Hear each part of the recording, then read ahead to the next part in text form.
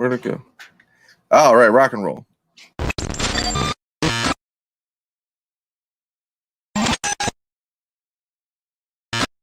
And we're back. Brian just got back. This is episode 65 of your number one new music podcast, your number one source for bullshit new music, bands, scene news, and hating on people, and whatever. I am your host, Matt Musselwhite. I am joined as always with this way, Bryan Kern, my co-host, and we are lucky to be joined by Jordan Madro of Avion Rose St. Cloud fame. How you doing, Jordan? Chilling. Okay, I was about to boot you if he was 1 second too late on that response. Matt, you say no guest. Chilling. I say no problem. I know that the no guest thing stresses you out a little bit. You don't like that we don't have people to maybe pull in some views. I understand. The guests get the love. I just hate talking to you motherfuckers every week. The guests get the fans, but come on, man. I feel like this is our time to shine. I'm not on here every week. Yeah, we got Jordan. I wasn't talking about you. From St. Cloud. I feel like this is our time to shine. We can really show up and present ourselves as the creators that we are, my dude. So don't fret that we don't have a guest this week because we got I'm Jordan. Gonna fret. We got Spunk. I'm fret. Oh and man, we got a good time, baby. I get to wear my West Coast Cannabis Club T-shirt. We certainly got weed, so Jordan gets to smoke pot. We gotta do a tribute. Keep it green. A tribute, Oh, I need to my bond. I need to go off camera while I do this, while I do things. Shouts to Jordan Tupper here as always. He's like the permanently invited dinner guest. Happy Friday, Matt, Brian, and Jordan. Yo, so I totally forgot that our boy Jordan Happy Tupper. Friday to you, my dude. Jordan Tupper lives in Saskatoon in Saskatchewan, which I totally forgot because I think we referenced it like months and months ago on the show, like that I had been to Saskatoon and it was a pretty desolate town and very, very cold. So shouts to him because I know he ain't getting a ton of tours up there. Shout out to you guys. Cheers. Are we cheers and drinks? Cheers. I'll cheers you. I got flat ginger ale and old whiskey. I got a Celis juicy IPA. My brother-in-law, David Manley, shout out to Flava Dave. He brewed this. Hebrew? Huh? Laheim. Are you actually drinking a Fresca? No, Yeah. I said he brewed. Oh, a Fresca. You are. No. Nice. They're delicious. Nice. Oh man, yeah. My mom used to love those back in like '88. Back when Matt was just a wee boy. Back when I was just an ID and they were getting it on during an old episode of MASH. Anyways, there was new music today. It's Friday. Real quick. I'm gonna interrupt. Fuck. What TV shows were we conceived to? Let's go, Jordan. What TV show were your parents hypothetically listening to while you were being created or watching? Please say Wonderwall. Please say Wonderwall. I said TV show. Wonderwall. Oh. I don't know. Or a song. Is there a song? Is there a song you think they were bumping it out to? But probably Mark of the Beast by Iron Maiden.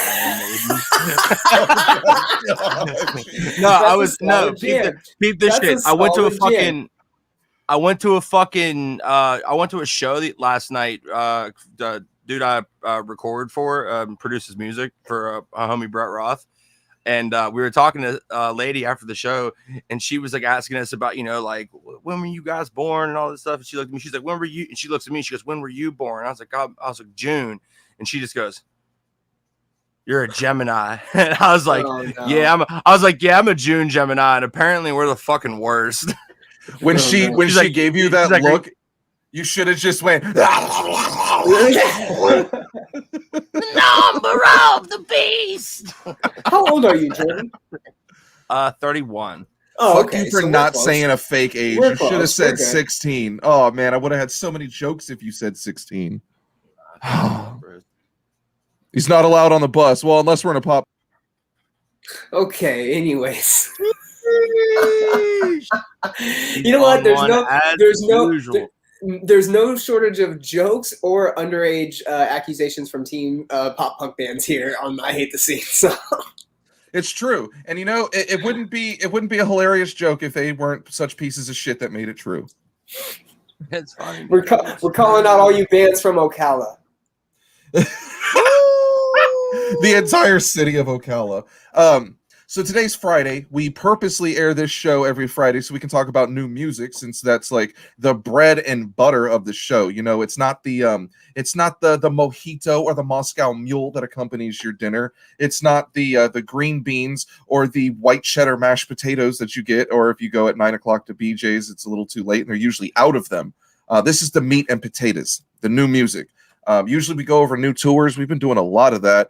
I haven't even been paying attention to see if there's new tours up. It's like the same old shit. But something I did notice, everyone was sitting on their ass all of 2020 because of the pandemic. No one was touring. So all these bands had the perfect time and availability, shut the fuck up, to get together and actually plan like the sickest tours because everyone's available. And they just link up. Like, for instance, the Body Snatcher tour, I think, is really cool because while it doesn't have a massive name on there that's, you know, going to be, you know, a 1,500 cap room venue type shit, it's a really well put together tour. Like, we talked to them last week. They're essentially handpicked artists. They're all been like written off and okayed by the band. It's going to be a sick bill, good lineup.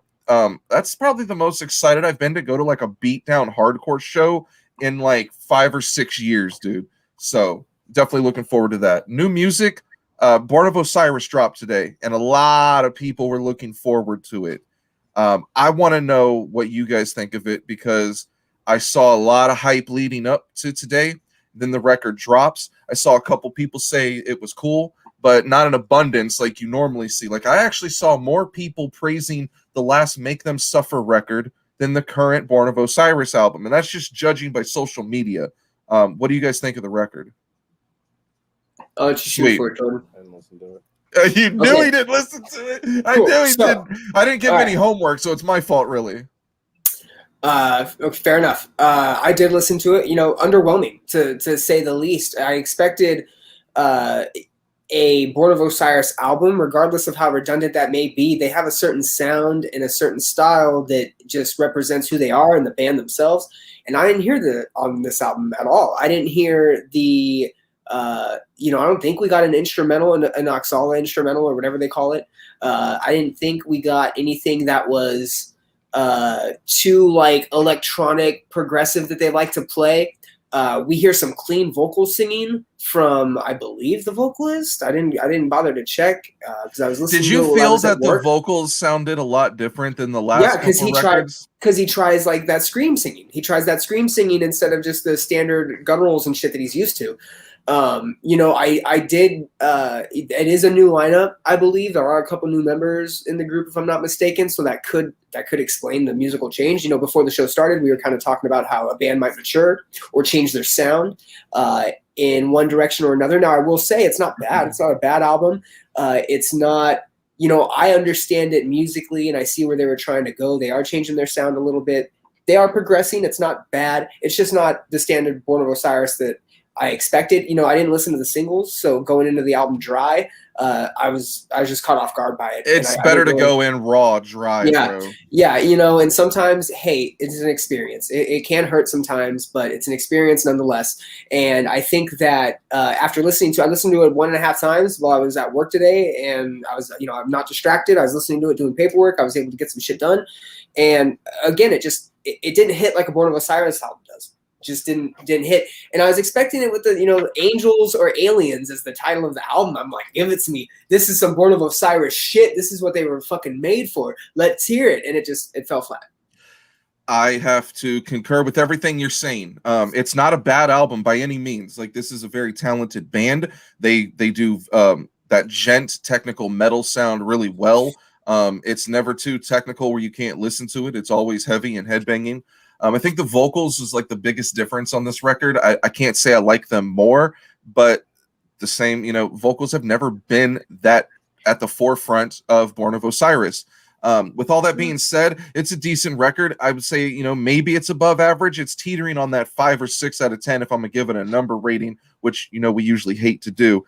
The thing with Born of Osiris, they haven't written anything interesting since the discovery. And that's actually a knock because you've put out mediocre albums to your standards. You suffer the gift and the curse of having your second full-length album be your most incredible work of art. The discovery was incredible, and I don't think anything's topped it. I think the effort they made afterwards, I believe, was Soul Sphere or something like that. And it's like they kind of just did the Discovery 2.0, made it a little faster, added more programming. And I kind of dug the idea, because it's hard to put out a record like that and then follow it up. It's a lot of pressure. You go back in the studio and you want to follow the same formula that got you there, but you also don't want to put out the same record. And I think that's kind of what they've been doing, but they've been putting out a more watered down version of the Discovery. They step out of their zone on the past like 2 albums. And this one, while I like the title and I got excited for it, think back to like 2007, 2008. There was this allure to Born of Osiris. From the minute you heard Bow Down and you knew they had a sick drummer and they did this like breakbeat style guitars, it was fucking wild. They had this allure and they had an aura around them, and any bill they'd get on, you were stoked, and they made every tour better. Their live show was great. I feel that all that allure, all that lust is gone. That they're just another band now. They're not a bad band. They're not a band I'm gonna point fingers at and say you suck, because they don't suck. But it sucks that they've become mediocre to their own standards. They're just Born of Osiris now, where they used to be Born of Osiris. You know what I mean?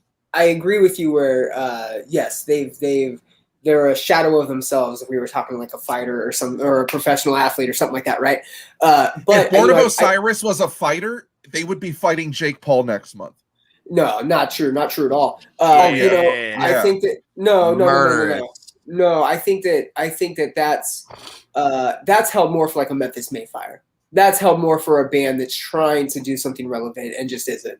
Not a band that at least is relevant to a degree. And hey, Memphis Mayfire could be relevant. You just got to drop a banger album on me, and from the single, I'm not getting it. Now back to Born of Osiris.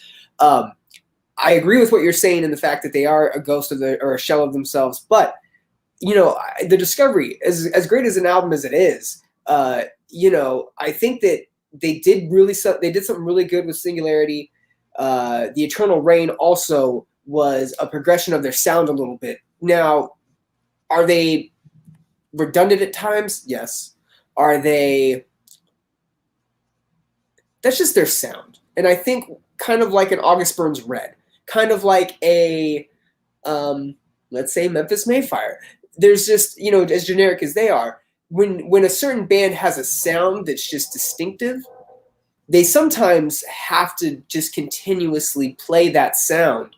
And what they did with this album is they took a different route. They don't have that genty. They don't have any of that. That's not in the album. Nothing stands out on the record. Their Born of Osiris sound, their Boo sound that they've had for albums, isn't there, and it throws you off if you're a Born of Osiris fan, which I am. And yes, they have that same sound, and it is unique and it's distinctive, and they play it to a T, and they overplay it at times. And I'd like to hear progression out of them, but to not have any of that carry over to this album, to not have any of that familiar sound, the familiar Boo, be a part of this album, to me was just I was kind of lost. Again, good album, yes, it gets ratings. I understand where they're going musically, it's great. It's just not Born of Osiris. To me, it sounds like a different band. I think that let's play hypotheticals. Let's say Born of Osiris releases 2 more albums and then they call it quits and they announce it. They say they're done. Boom, they're dead. Mm-hmm. You stack up every one of those albums on an Apple Music playlist, like I like to do, like I sent Jordan this week. You stack them all up and you hit play. And when you get through like that 9 or 10 hours of music, when you're done, are you gonna think like, when I got through the Discovery, that I remember those parts, and then the rest of it was just all noise, because I can't pick out anything that's like a signature sound or song. Like with the Discovery, it's what is that song? Is it Requiem or Recreate? The shit he does with his guitar and the whammy bar is wicked, and that's like what made everyone nut over the Discovery. And I don't think they've ever done that again. And I know it's kind of gimmicky, and maybe like metal bands don't like that, but there was a time before Within the Ruins became Silence the Ruins, and they were doing this style when Tim was still the vocalist, where they were doing these weird I don't even know what the fuck you would call it, dude. It was like pitch harmonics and digitalized, and the guitar sounded insane. They made it crazy. Yeah, it was all effects and stuff, and it sounded Yeah. cool. I don't hear that in Boo anymore. Like, nothing stands out, and that's the problem. And I would hate to look back at this band, and you know, when they're all said and done, and be like, they only had one good album. Which brings me to the top 5 artists with only one good album. Real quick. Let me wrap up on that, because a lot of the points you're saying are valid, and I agree with you. But I don't think the uniqueness that you got on the Discovery was repeated and echoed throughout their albums, and there is a difference lyrically in all of their albums, and I think that's how you can tell them apart. That might be a little bit deeper than just, hey, listening to it and being a fan of it, you know, unless you're really into it. But that's something that Born of Osiris has as well, is they have a very distinct, like, lyrical narrative that they like to play out on their albums. And you can tell by the structures and the parts of the lyrics that make them Born of Osiris songs. And you brought up the way the vocals sound. Again, I think that this is, again, some new members, a new group maybe. This is an evolution of a band to the point to where they're changing their sound to fit the members of the band and what's going on currently. We can even say from the Higher Place, whatever their early 2008 one was. Higher Place. Yeah, we can say from there to, what was the last one? The Singularity. They have had that sound. They have had a Born of Osiris sound, and there was member changes in that as well, right? But they kept their whatever you want to call it, their it. And with this new layer to them, it's a different band entirely. And again, you are correct in everything that you're saying, but to say they only have one good album, I don't think it's accurate. They have several good albums, but I think maybe did this to probably change it up in a way that they thought would be beneficial. And I'm not a hater. I love Born of Osiris, and I think that they are definitely worth their place. But again, I felt like it was mediocre almost. Like, you expect more because, yeah, you're right. There were some unique parts there, but maybe that's the changes. Maybe those were the member changes that we see, and it's just a different writing style going into it. Which brings me to the top 5 artists with only one good album. Number 5, Guns N' Roses. Yes, it is true. Chinese Democracy was terrible, and they only have one good album, Appetite for Destruction. Joe Feeney's going to hear that and disagree. Number 4, a band I wish was together to this day, Closure in Moscow. One good album, First Temple. It's incredible. Number 3, Broadway. The quintessential post-hardcore album, Kingdoms. And afterwards, they became pop punk, and it wasn't good anymore. No, did you listen to the Continuum? Nope. Oh, Stop. Stop. Not good. None of it's good. Number 2, band with only one good album. That would be Born of Osiris with The Discovery. Yes, we just went over that one. My number one artist with only one good album, and this is controversial. Snoop Dogg. Yes. No, Doggy Style is the only good album. He has 1.5 good albums. Doggy Style and select songs from other albums. You can't look at any of his other albums and say that's a good album, because it's not. Not RNG, not the Snoop Lion shit, not the shit he did with Master P, not the shit he did with what was it, Paid the Cost to Be the Boss. None of those albums were great all the way around. Oh, I have another band with one album. Escape Fate. Oh God, no, because no. I mean, are you going to say Dying Is Your Latest Fashion? Yeah, is the good? album Ronnie was good. The EP before it was good too. Yeah, both of them were really good. Situation is irrelevant now.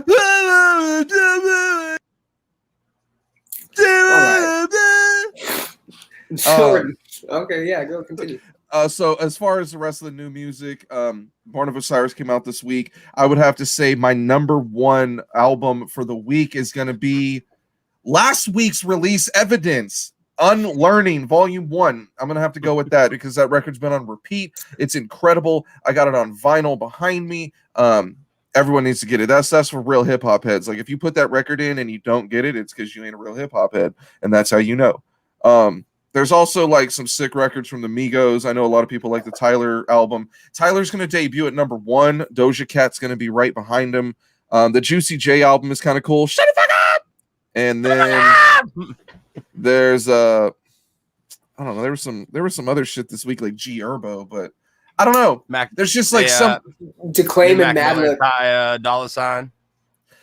Did you hear they decided to rename the Mac Miller biopic that MGK is starring in as Mac Miller? Okay, first off, there's a height difference there. Like, did they just think like white rapper can play white rapper? Like, I don't.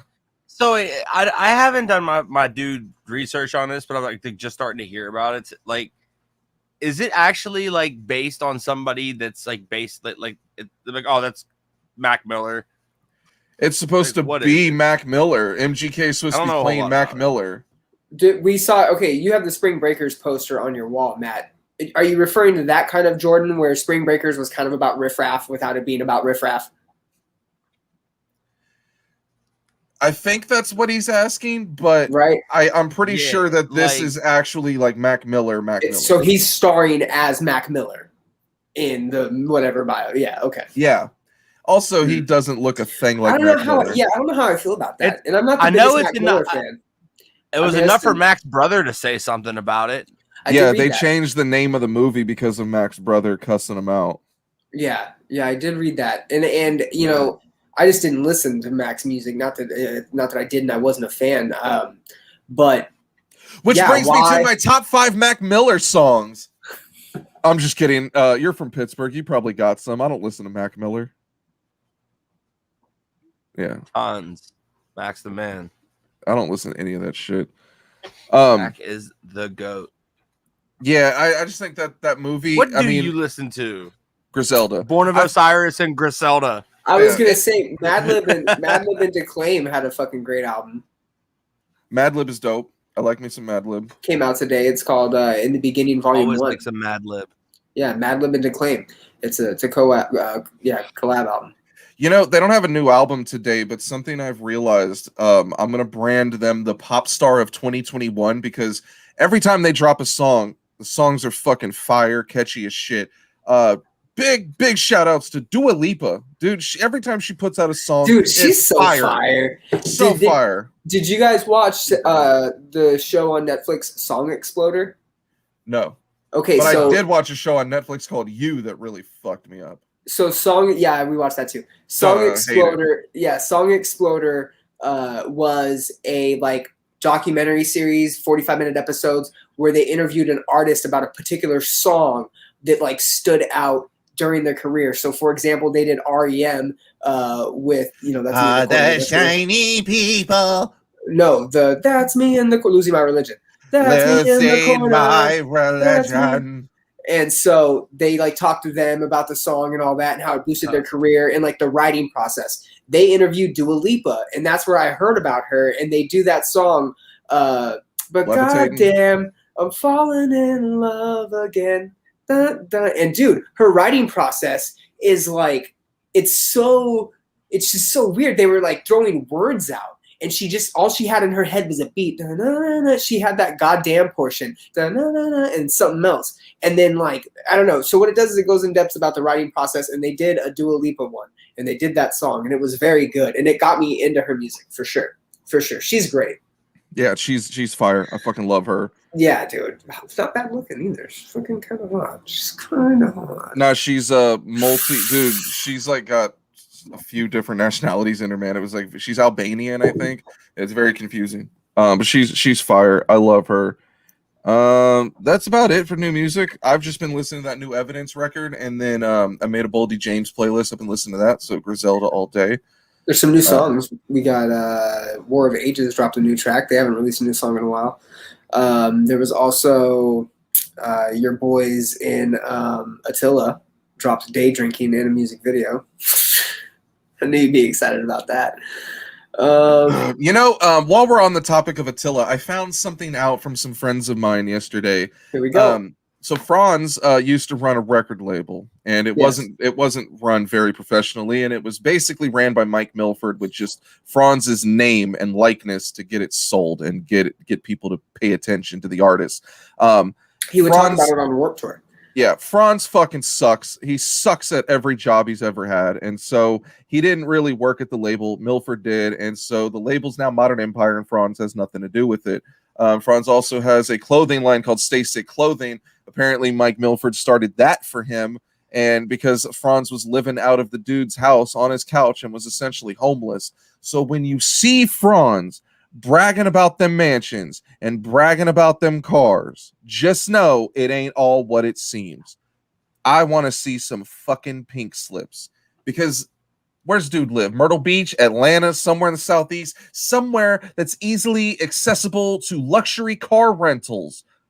I've been to Myrtle Beach. You can rent a Lambo real fucking easy. I've been to Atlanta. You can rent a Lambo real fucking easy.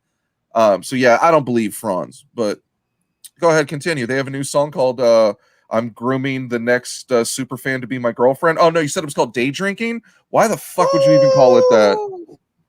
Burnt. Shouts to ILCDI fame, gang. On gang. And shouts to Jordan Tupper, because I feel you on this. I'm so jealous of the US with all the tours being announced. Exciting times for all the bands and crews that can get back to work. So he is in Prince Albert, which is an hour away from Saskatoon. We're talking desolate, snow-covered terrain. Like, bands don't tour his entire province. Like, imagine bands not even traveling to your state. That's what he's dealing with.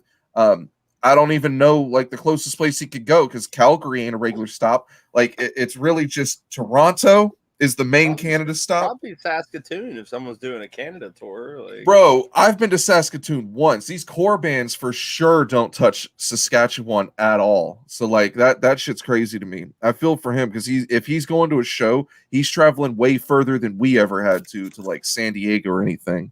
Ask him, where does he go? Jordan Tupper, where do you go? You're where do you have to travel to go to a show? Answer the question. Because I did a show in Saskatoon, but I was with a reggae act, and I think we played it like a community center. Like, you're not going to be bringing Body Snatcher up there like that. What are you talking about? What? Yes, you would. You would. That's what bands play. Bands play warehouses and churches and community centers. Yeah, but the promoters that book community centers in places like that. The promoters that book community centers don't book metal bands called Body Snatcher. No, listen, Vanna. I remember when they did their tour diaries that they used to do. They played at this restaurant that was like a sombrero hat in the middle of like the Northeast somewhere.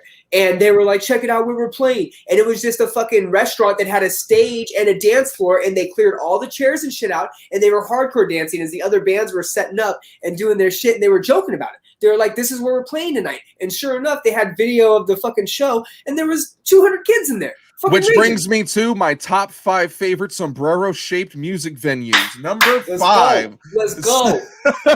El Cristordo up in Northeast Rhode Island. Saskatoon, Regina. I actually know how to pronounce that. Calgary. Or Edmonton. So Calgary and Edmonton, I know Edmonton's capital and Calgary and shit. Those are bigger cities. But dude, like if Taylor Swift tours, she'll hit like a Calgary or an Edmonton.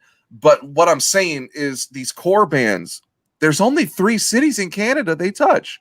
They don't do these other cities. Like, they don't want to travel to them because of the danger and the snow and all the bullshit. Like, unless it's summertime, most of Canada is just, you should avoid it. I mean, I'm one to talk. The last tour I did, I spun the fucking van out in February of like yeah. I've been to Canada in the worst times. Like, you should never book a tour then. Like, let's go without snow tires, no chains, and the tires are bald. Yep, send me up there. I'm gone.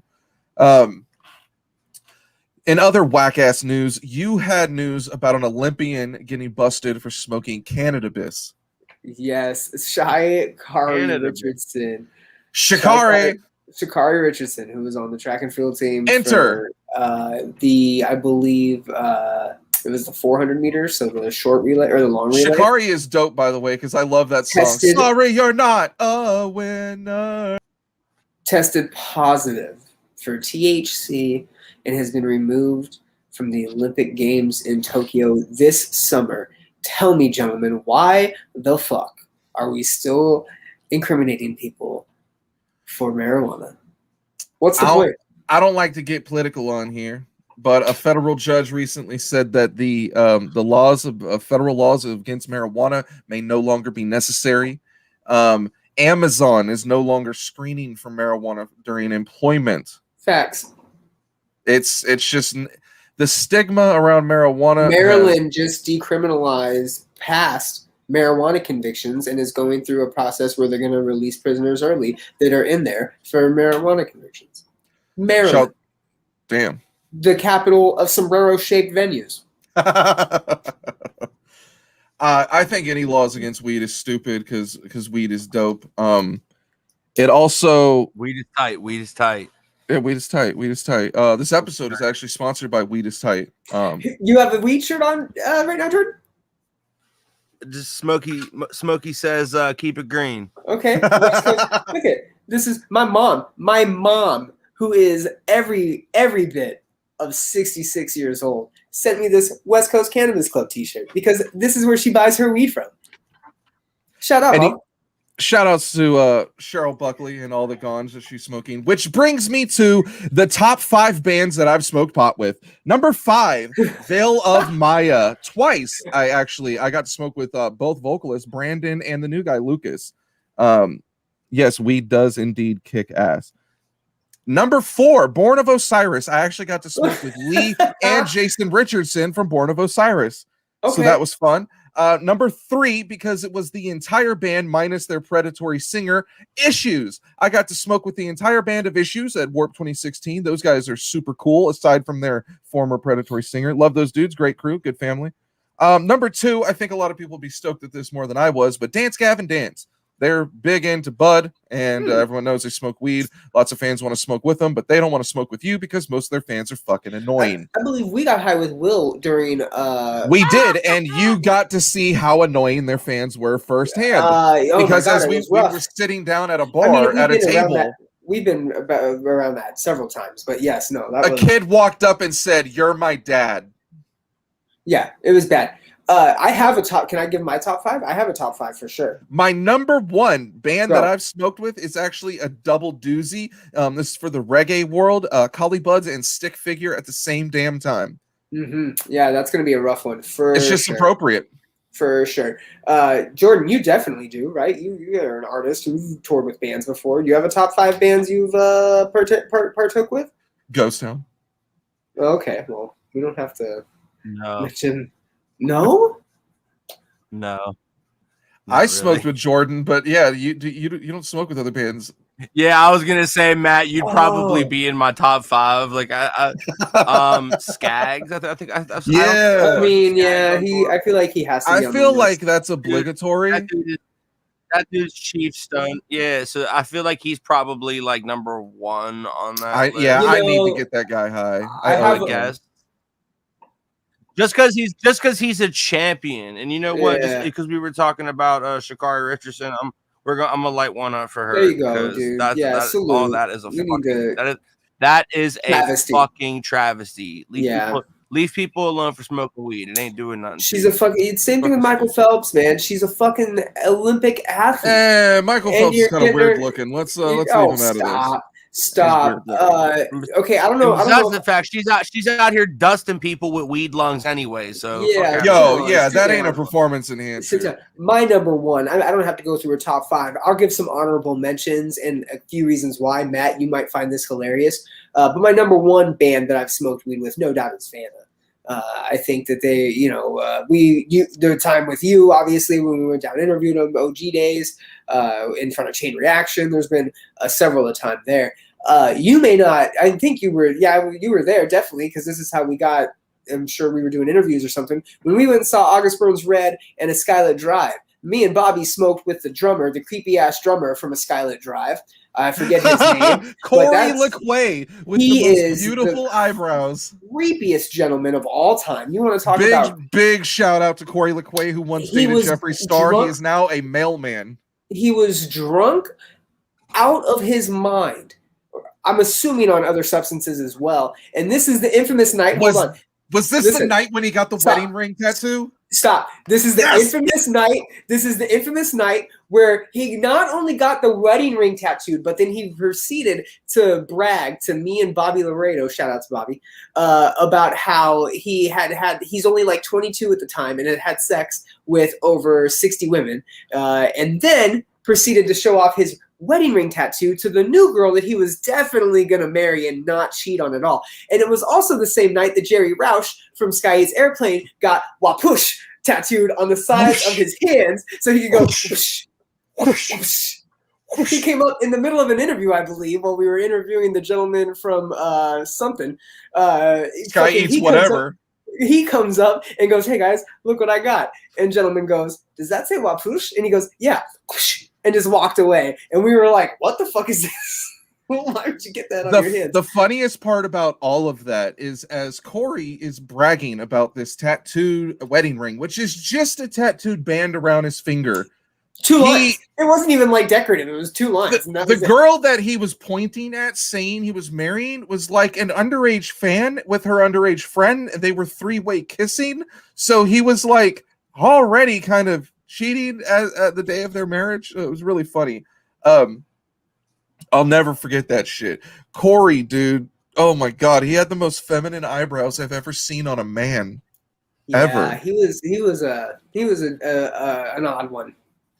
Oh, speaking about appearances and ugly shaming people, you were taken back by Iggy Azalea's latest appearance. Yes, IGGY has gone UGLY. I don't understand what's going on over here. You know, reminiscent of some Snooki from some Jersey Shore. By the way, Jersey Shore family reunion. Snooki? Did you say Sticky? Snooki. Sticky. They should call her Sticky because she just looks sticky. Snoogie.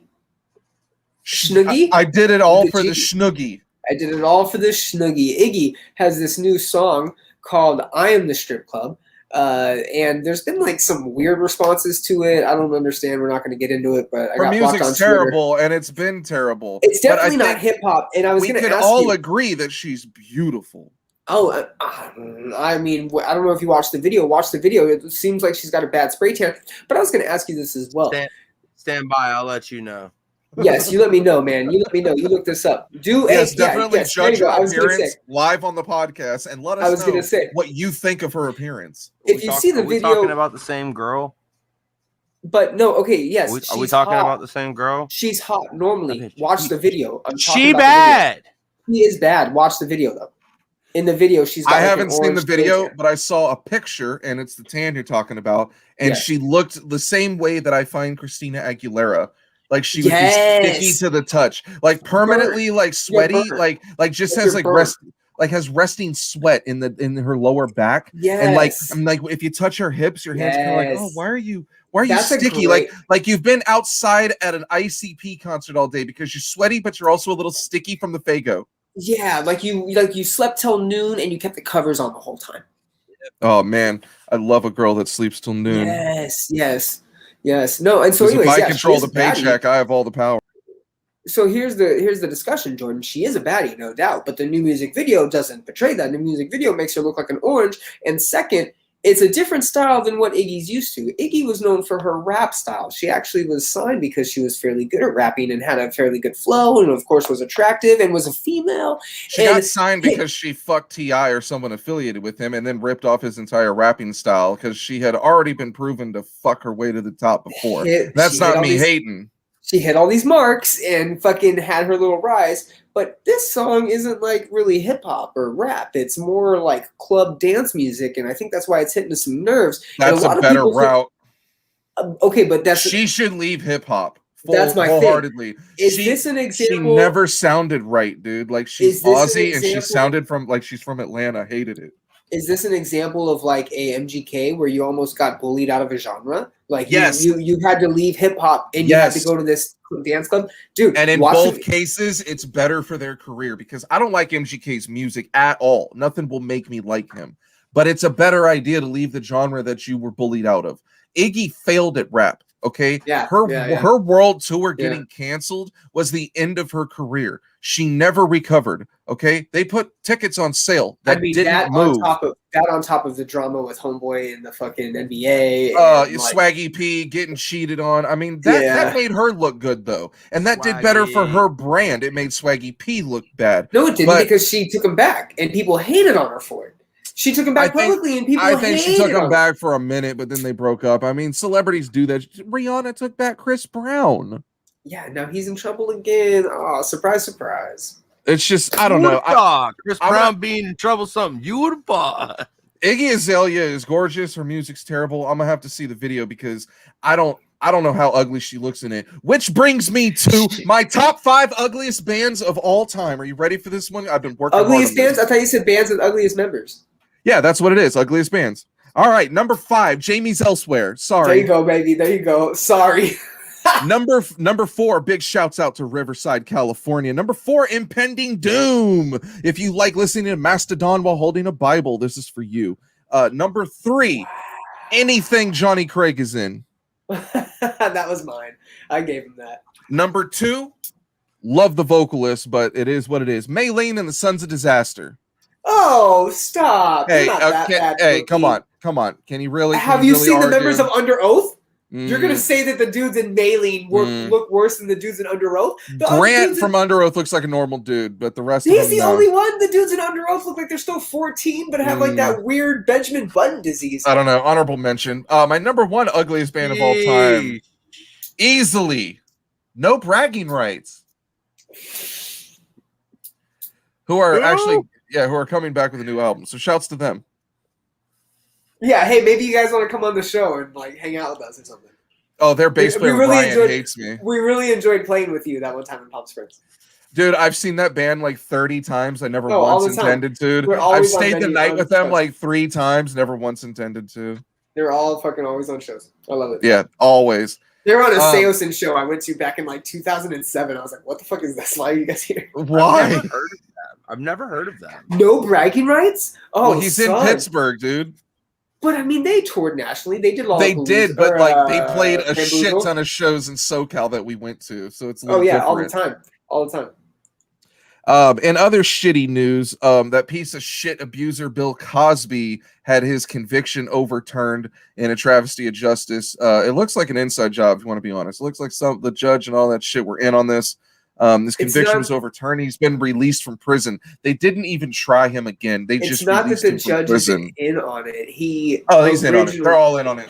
He originally did what he wasn't supposed to, but what made sense to do. And yes, there was apparently some agreement that Bill was going to air all out of what he did, and they weren't going to hold it against him. And then they did, and they're arguing that that's why this should be thrown out. And it seems corrupt. It was a part of a plea agreement for the first original chicks that had the lawsuit on him or whatever. And he was going to come out and testify that he did willingly give them drugs and willingly have sex with them and say that. And he did. That's why. So he basically took the plea and said, yes, I will say those things. And those are the things that got stuck to him. That isn't eventually just, when more women came out is when the judge went, hey, now you're going to get in trouble, and I'm going to use what I told you I wouldn't against you because it's technically new charges. But they went back and said, hey, you can't do that. It's illegal to do that, and that's why he's getting out. When it was really – so it's like a technicality where they're almost calling the judge out and going, hey, that was an abusement of like your rights and stuff. The judge is already – they've already said that the judge is likely going to call for another court hearing, but – you're not going to be able to use any of the fucking people that went forward. And it was like some 42 chicks or some shit. It was like you're going to be slim pickings to try to get him busted again. Who would have thought that the biggest serial rapist in our country would be Bill fucking Cosby? Of all, I mean, not of all time, but of fame-wise, all time. Someone pointed this out, and it blew my mind because I didn't consider this at all. Harvey, you think he did more than Harvey? Yeah, it's looking like he did. I mean, bro, how many women do you think did not come out for Harvey? Harvey was targeting actresses that were looking for roles and stuff, where Bill was just having open calls to models. There's so many. I don't know. It would be real shitty to compare, but I don't know. I just someone pointed this out. If you watch the Cosby Show, the early seasons, do you know what Bill Cosby's profession is in the Cosby Show? He's a doctor. He's a doctor. He's an at-home gynecologist, which is on the show for real? Fucking heard of. Yes, it's unheard of. And now you think about what he did and the fact that he's the fucking creator of the show. It's weird. It left me feeling uneasy, knowing what we know now with hindsight.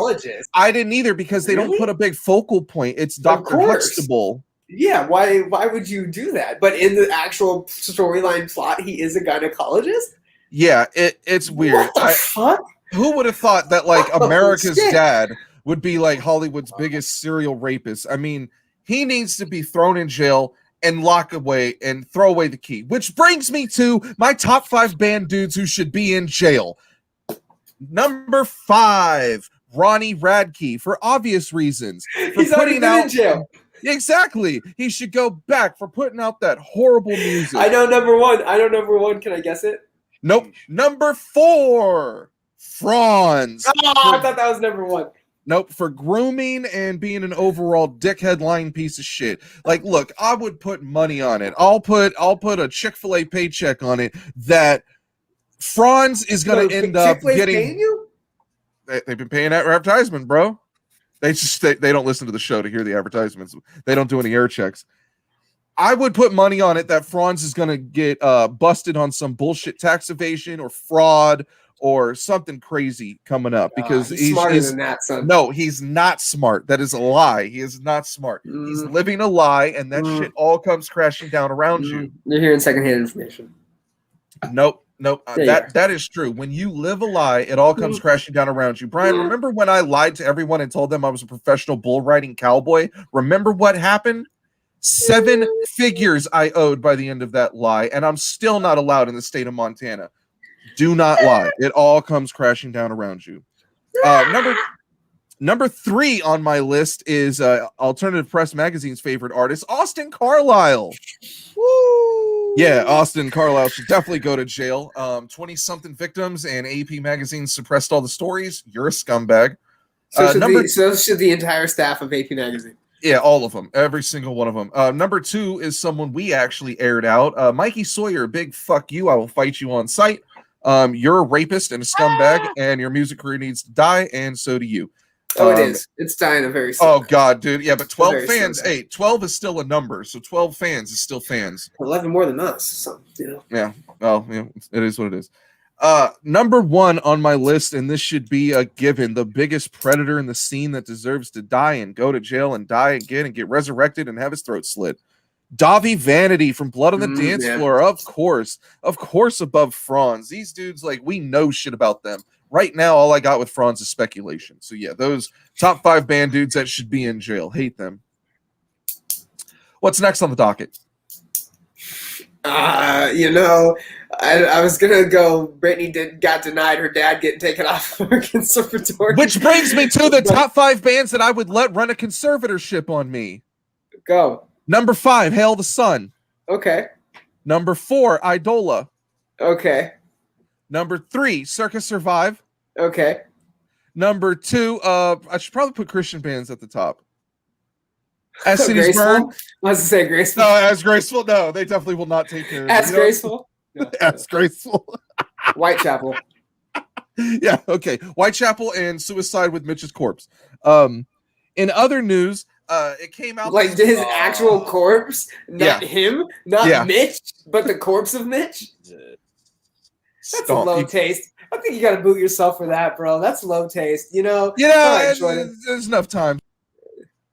All right, Jordan. What do you? So it came out earlier this week that rapper / singer Biz Markie had passed away. This was actually inaccurate. Biz Markie did not die. He does have some health issues, but he's alive and well right now. So I don't know where the rumors exactly started, but Biz Markie did not die. Which brings me to my top 5 bands that didn't die. Number 5, a band that recently reunited, a core band, The Air I Breathe. Okay. Yep. All right. They're back. Okay. All right. Number 4, you're not going to like this one. Number 4, Sublime. Who? Oh, you cut out. Who? Sublime. You ever heard of them? Oh, stop. Oh, no. Gross. With Rome. Yeah, Sublime with Rome. For legality purposes. And your $800 tables at fucking fuck you. And your $800 it's not even Sublime. Rome from Sublime with Rome and the dude Dottie from the fucking what's this stupid band he's in? What if my cover band was called Sublime with Athens? What was this fucking With Carcadia or what? Sublime with Carcadia? You said go super Rome? Fucking, it was Rome from Sublime, not Sublime with Rome. Sublime with Sicily. And then the dude from the Dirty Heads did a fucking collab tour where they just played a bunch of acoustic songs, and they were charging $800 a table. Shouts to the Dirty Heads. Also smoked with them. Tickets at the table. Eat it, bro. Ugh. Anyways. All right, my top 5 bands that didn't die. Number 5, The Air I Breathe. Number 4, Sublime. Number 3, Hollywood Undead. I mean, but did they? Well, they're undead, first of all, so they didn't die. But their original singer, Aaron, the producer, he left, and they ended up getting that guy from Loren Drive who sings way better and makes better hooks. Yeah. So they didn't die. Number 2, a band that broke up for like 6 or 7 years and came back and actually made really good records that I still love. Bush makes my number 2. Love them. Hey, shout out to Lydia. Lydia's an honorable mention for bands that didn't die. Yeah, but you know what? Maybe they should have. 18 Visions. 18 Visions. Shout out. 18 Visions definitely should have died. 18 Visions. Mick Morris, I don't know how the syphilis hasn't fucking rotted out your brain and killed you already. True until the syphilis eats at your brain and kills you. Number 1, bands that didn't die, and this is because they reunited at Coachella at the drive-in. I'm not even a fan, but I know their fan base is like psychopaths, and they love that band, and they only think that that's the best band ever. And so when they got back together at Coachella, it was a big deal. And a person that I want to put on blast real quick, you guys familiar with the band Strawberry Girls? Zach Guerin, the former Dance Gavin Dance Kick Out, former Dance Gavin merch guy. So that dude got kicked out because he would badmouth every band they would tour with. Like, it got so fucking annoying. They couldn't stand his ass. But there was a point I was going to make. What was I saying? Top 5 bands that didn't die. Oh, Zach the Drive-In was his screen name. And he was obsessed with that, the drive-in. Like, everyone else sucked. So every band that Dance Gavin played with, he would shit on and, like, tell this to the kids. And the band told him to stop, and he didn't, and so they kicked him out. And then when we interviewed Johnny Craig, he shit all over Zach Gary. He said, I give a fuck about that guy. He was our fucking merch guy. So, yeah, at the drive-in will probably be number 1. Glassjaw? No? I'm good with No More Daryl Palumbo. You know, I mean, we're supposed to get a lower definition EP. You know, I'll live. Thank you, sir. Seeing him in January with or March. There was some random news this week. This might have been like Automatic album. This might have came out the day after our show aired on Friday. So on Saturday it came out that the creator of the television show Cops, John Langley, died in a road race in Mexico. The 78-year-old was in an off-road race called the Ensenada San Felipe 250, where he finished dead last after suffering a heart attack and dying. I've been to the. He said he finished dead last. You're out of pocket. I went to the You're San out Felipe of fucking pocket. 250. That went right over Brian's fucking head. What? Get it? Dead last. Yeah, I know. I heard you. You're and I wasn't out of acknowledging it. Yeah, I'm acknowledging it. I'm acknowledging it because it was fucking genius, but it was so out of pocket. I won't. Like, I will not give that to him. I will not give that to nah, him. I've been to the San Felipe twice fold. Like, I've been to the San Felipe 250. It is like a 12-hour race in the beating ass sun, and they go literally through the desert. There's small communities throughout these parts of Mexico that they go through, and they're literally going through their backyards. People watch them from their backyards, from their rooftops. It's fucking crazy, and they're all day out there in the heat. He was 78, and these aren't like, so they have different stages of the races, kind of like NASCAR. They have trucks. They have like dune buggies, which are just the 4 wheels, a little fucking couple CC engine in the back, and you're fucking on your way. And there's jumps, there's hills, mounds, rocks they're going over. It's an intense race, and it's 250 miles. And that's why it's called crazy, the 250. He didn't crash and die. He suffered a heart attack and Yeah, died. because he's out there in the fucking blaring sun. I'm surprised he's 78 doing this shit. That's fucking crazy. Which brings me to my top 3 bands I want to race. Number 3, Dragon Force. They're not that fast. Oh. Number 2, Primus. Oh yeah. You know why? Because Jerry was a race car driver. Yeah, Jordan gets a big screen. I can't believe Primus you is nailed my that. shit, dude. Oh, Primus is man. my shit. I love Primus. Oh man, that's a good one. And the number one band I want to beat in a race, Attila, because I just want to beat you in everything and then beat the brakes off you. Okay, all right. Fun My fact: name did is- you My Are thing you is gonna gonna have be me my name fucking- is Mud for every time I'm on here now. also? You know, I want to after bring you- up after that you this say a line episode like is that, Matt, sponsored by the fact that stop. nobody in the band Attila can fight. It should have been sponsored by fucking Throwdown, because after you say a stupid ass line like that, you might as well bring up a sponsorship for something tough. God damn it. Holy shit. This episode of the podcast is brought to you by Everlast. For whatever fucking reason, Matt wants to fight everybody now. Oh, that which brings This me episode to of the my podcast is top brought to you by 5 bands. Triller. Which brings me to my top 5 bands that I want to hear when I start my car up. I'm just kidding. I don't have a list for that. Because you don't have a car. Yeah, I don't have a car anymore. Do we have anything else on the docket? We're 55 minutes in. The docket's supposed to be over. We're supposed to be doing other shit. Which brings me to my top 5 acts I want to see now that the pandemic is over. Yes, thank you. Okay, something I fucking suggested. Okay. All right. Did you actually do 5? You did 5? I got to think of 5? Holy fuck. Yeah. So number 5 would be the guest we had on last week that got me stoked for their headlining tour, Body Snatcher. I want to hear them say, "What's up, bitch? Fuck you," live. Okay, yep. Number 4, I want to see this band come back with a vocalist that doesn't fuck underage boys. Shouts to Issues. Great people, great music. They were on such an upward trajectory, and I don't think it's all in part to the vocalist. I think it's the style.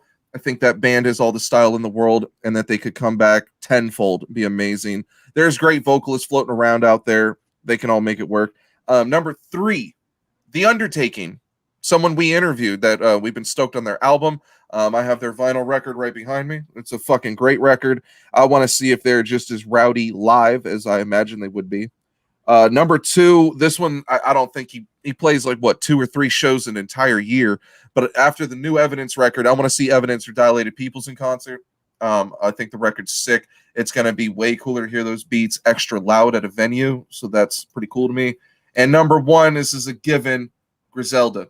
I want to see Griselda. Conway's out on tour. Benny is out on tour. Westside is not. Stove God Cooks is out there. Conway took he's got either Stove God or Flea Lord with him, but his opening act is grimy. So that's a sick tour I would recommend going to.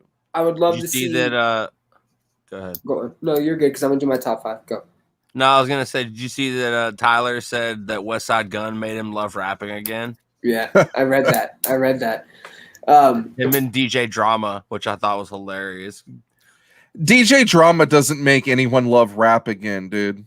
That's because no one hears DJ Drama and they're like, "Oh yeah." No, like him talking over the whole canon. Him talking over that whole record was pointless. Did you like the album? It's Jordan? a good album, and I liked it better than the last 2. But Not you. I was talking to Jordan. I know your feelings. You shared it last What week. album? The What new album? Tyler. Call Me If I You Get Lost. listened to it. Oh man, it's really good. I'll get to it. Yeah, Damn, it's good. screen. Hey. All right, my top name 5. is Mud. Shout out to I Griselda. was waiting for you to notice that. Shout out to Griselda, Evidence, Alchemist. For sure would want to see them. Wiki, Boldy James. Those are the hip hop R&B artists that I would like to see. But I got to go with bands, right? My first love. So the top 5 bands I want to see in no particular order. Oasis. No. Spirit Box. Definitely Yeah. would like to see them. And they haven't done a show yet. So it'll be their Agreed. first live show. Seeing them in the new form. Not number 1, surprisingly to you, Matt. But I already got my tickets Thrice. I do want to see Thrice again. Obviously, the right new music. Jordan, you might appreciate that. The Undertaking, of course, got to see The Undertaking live, especially, obviously, alumni of the show. They've got that sound that me and Matt are about. It'd be a breath of fresh air to see a really decent post-hardcore, fucking metalcore, chaotic fucking show again. It'd be real nice. The Devil Wears Prada, absolutely. Oh man, that's a good pick. The I had Zombie 2 tickets. shit, fire. I had tickets to see them and We Came as Romans when they were going to come through at the Empire at the beginning of last year, but obviously COVID hit. They rescheduled, and I will be in California for my wedding. So I'm pretty bummed about that because they copied the tickets, obviously. So I was set for that, but I will be in California. So I might have a couple tickets to that show if anybody's interested. And the number one band that I want to see when live music hits again, and this might be striking a nerve with you as well, Matt, but In Spirit, our boys from formerly known as Vanna, now in Spirit. That'd be great.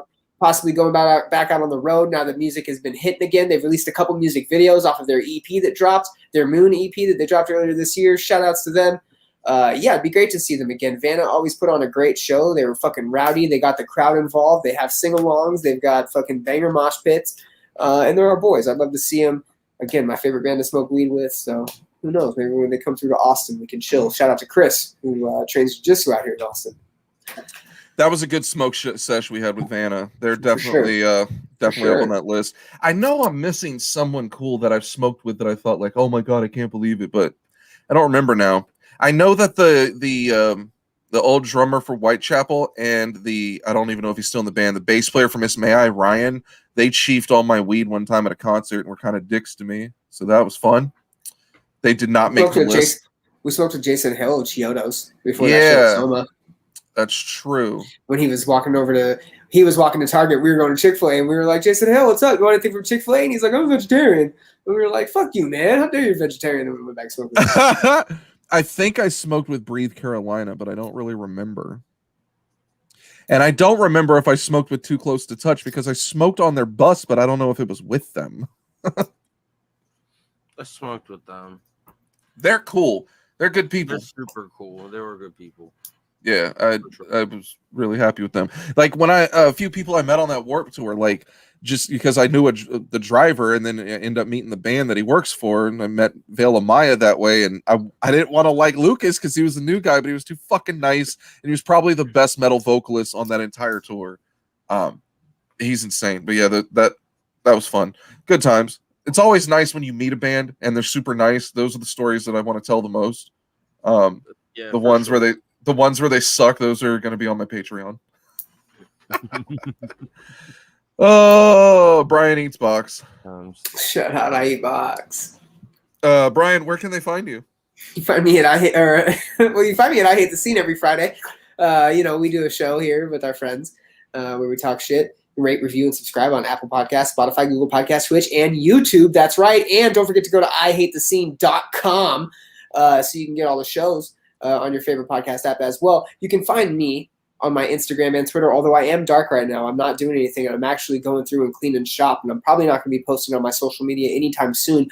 So then I guess you're going to find me on my podcast social media. So I guess we don't need any of this. Chaos. Yeah, at The Common Chaos on Instagram and on Twitter, and you can also find the podcast at thecommonchaos.net.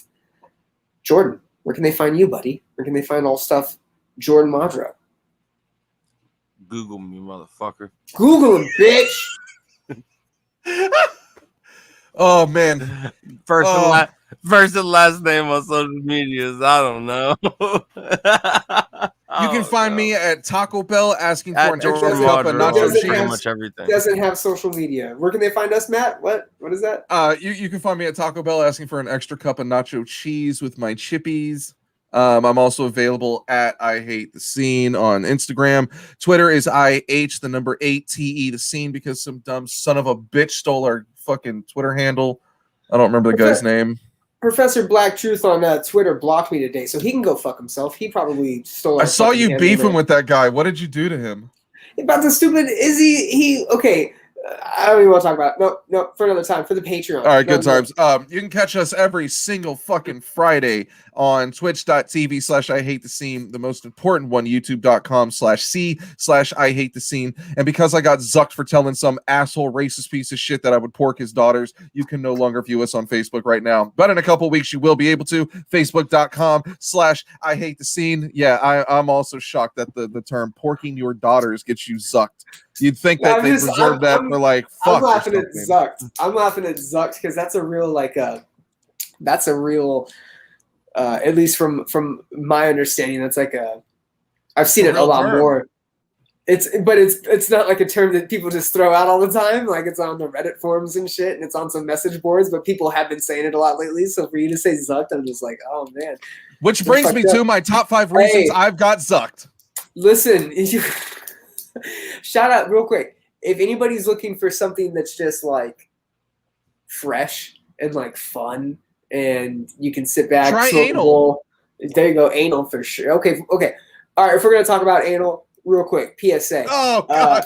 I have a solid 8-minute tutorial on how to properly eat butt. So if anybody's interested, I'm gonna get the full screen for this. So shout out to anybody that's interested. You can hit us up at Scene Radio. What is it at Gmail? What's the email? iHateTheScene@gmail.com. You can email us at there you go.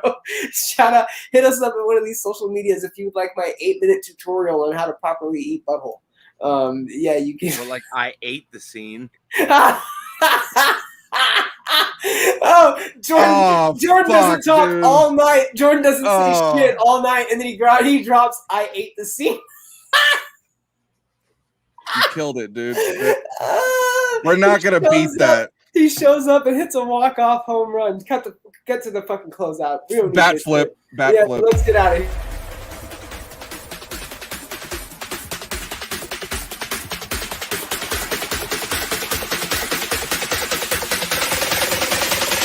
I knew I was fucked.